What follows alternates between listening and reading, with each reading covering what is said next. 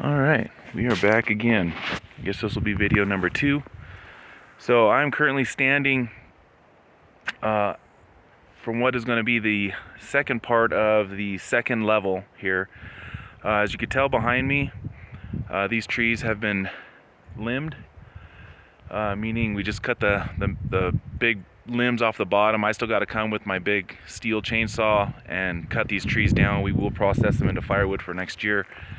But I'm currently standing in a spot that needs to be leveled. Here in the next couple weeks, I'll be getting a mini excavator out here to finish the leveling of not only platform number 2 or level number 2, but behind me, this is going to be level number 3. Now my plan is, and if you guys are a lot more, how do I say, a lot more experienced with gardens and all that, put your comments, your suggestions down in the comments box. I do read every single comment. But here's what our plan is. Now, our house is right here in front of me.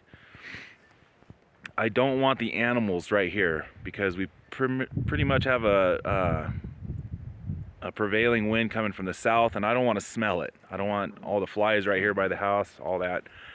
Now, my experience, I have had a ranch before, so I do know quite a bit about gardens and orchards and livestock and all that. So my plan is to have the animals, you can see that big pine tree right there, somewhere over there, somewhere on that side. In the middle, probably the garden, and then right where I'm standing here on the corner of level 2 and what's soon to be level 3 is going to be the gardens. The reason for that is, I guess, my line of sight. So the house is here, which we spend primarily most of our time. I want to be able to see the animals, not be too blocked by the trees, or actually the trees might be back here on the south side. That way I can see everything and, to be honest, have a clear shot of, animals going after my livestock or, tearing up the gardens, what have you. I want to have a clear shot from the house. So I know that might sound kind of brutal to some, but when it comes to your ability to grow food, you really need to protect it. It's an asset. It's a family asset. So going back to the story, the wife has been out here working, trimming these branches off to get it ready for me to lop off. And we're going to clear just a little bit more of these trees, this little clump behind me here. As you can see, she's already cleared those. And then last but not least, this.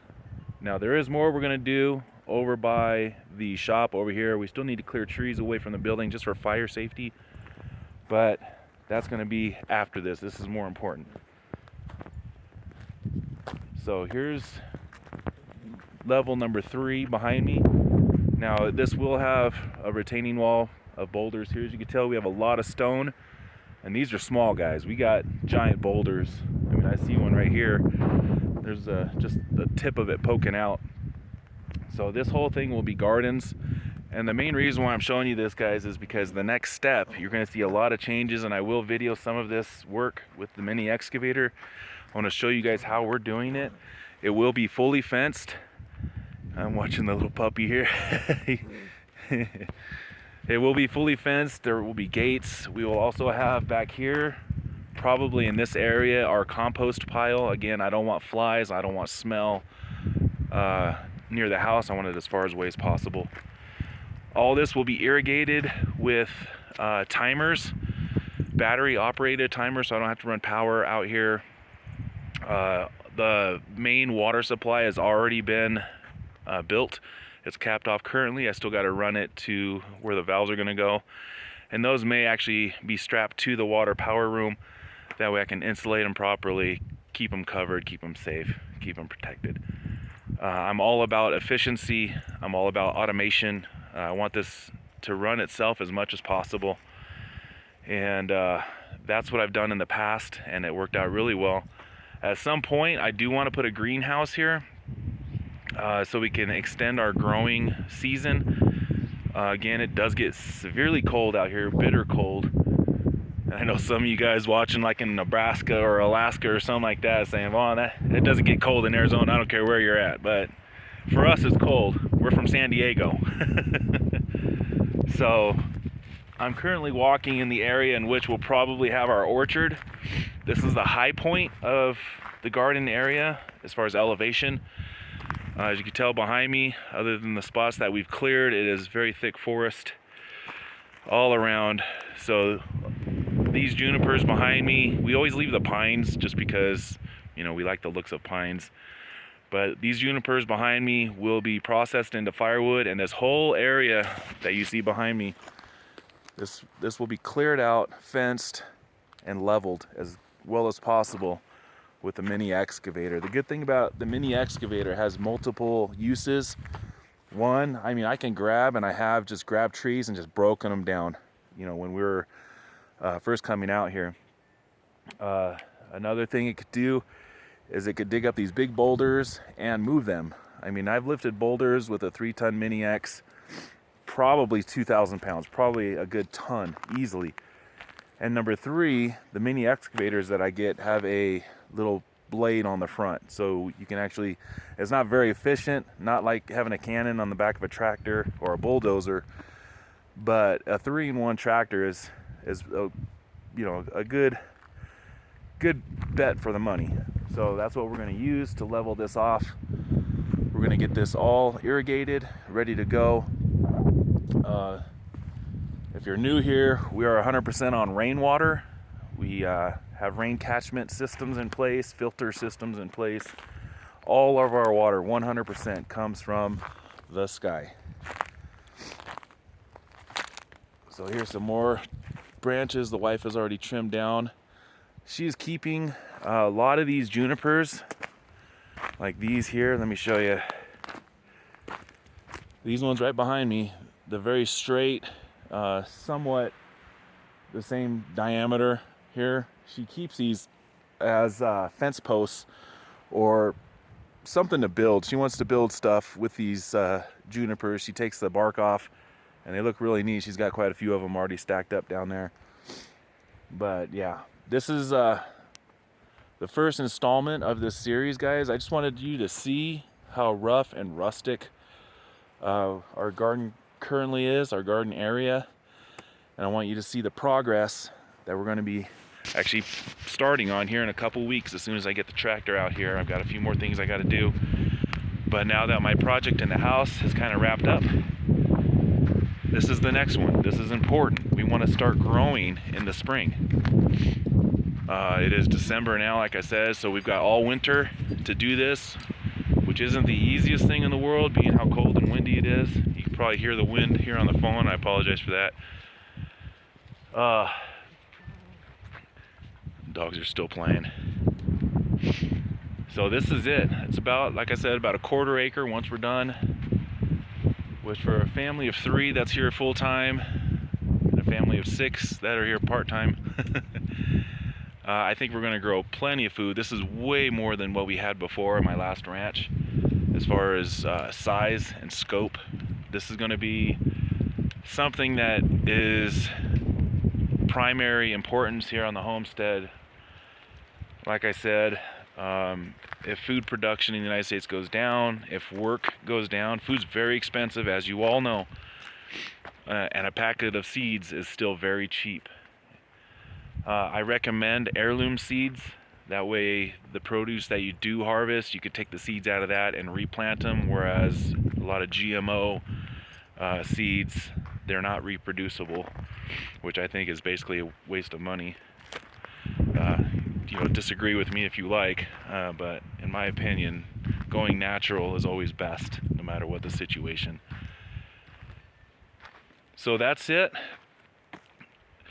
This is going to be the garden area where I'm standing now. Here on the west side, this embankment of trees here, this will be pushed back a little bit, and this is where I want my livestock. Other than the chickens will be up by the house. The wife's made it quite clear that she doesn't want to do a whole bunch of walking to go get eggs for breakfast. So, what kind of livestock do we plan on getting? We plan on sheep, goats, and pigs. I'm not sure if I'll do a cow here. Cows are pretty expensive as far as feed, so are pigs, but we may have a solution for that I'll share later. But we have trophy elk in this area and a lot of deer. So I'm planning on hunting quite a bit next year, and I think we'll attain all of our red meat here from the mountain. At least we're gonna try. We'll see how that goes. A lot of people have been talking about aquaponics, using tilapia as a source of not only meat but also liquid fertilizer. That's a great idea. That may be part of this whole homestead at some point, but no time in the near future that I can foresee.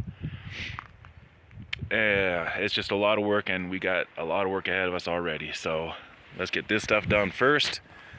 I'm happy to take you guys along for this journey. This is one of the biggest things we're going to be doing here on the homestead, is food creation, being able to sustain ourselves as far as food without having to rely on grocery stores or money, or a lot of money, because it is expensive. Right now I hate to even say, we're probably spending at least $1,000 a month just in food.